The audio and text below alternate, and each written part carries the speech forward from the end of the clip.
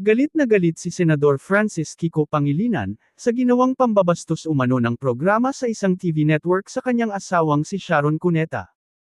Nagdemand ang senador ng public apology mula sa Net25 at sa dalawang news anchor nito, matapos idamay sa usapin ng maanumalyang flood control projects ang megastar.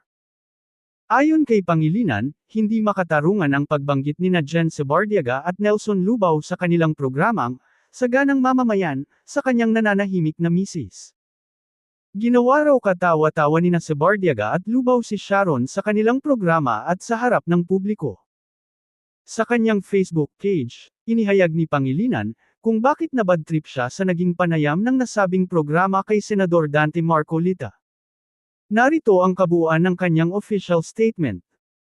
Sa management ng Net25, tama ba na sa pagbatikos sa akin ng inyong mga anchors na sina Nelson Lubao at Jen Sebardiaga sa programang Saganang Mamamayan, kung saan naging guest ninyo si Senador Dante Marcolita, ay dinawit ninyo ang aking may bahay na si Sharon, na wala namang kinalaman sa usapin ng kurakot sa flood control.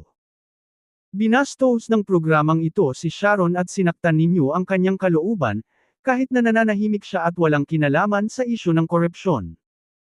Ito ba ay upang mapag-usapan at dumami ang inyong viewership?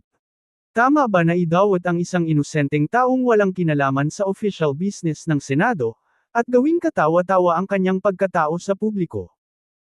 Ano ba ang ginawa ni Sharon sa inyong istasyon at sa mga anchor persons, at binastos ninyo ang kanyang pagkatao? Hindi ganito ang mga profesional na mga broadcaster. Your anchors disrespected Sharon, insulted her, and wounded her feelings by dragging her in this issue. She deserves a public apology. Huwag ninyong idinadawat ang mga inosente at binabastos, lalo na ang mga asawa ng mga senador na wala naman kinalaman sa mga usapin sa Senado.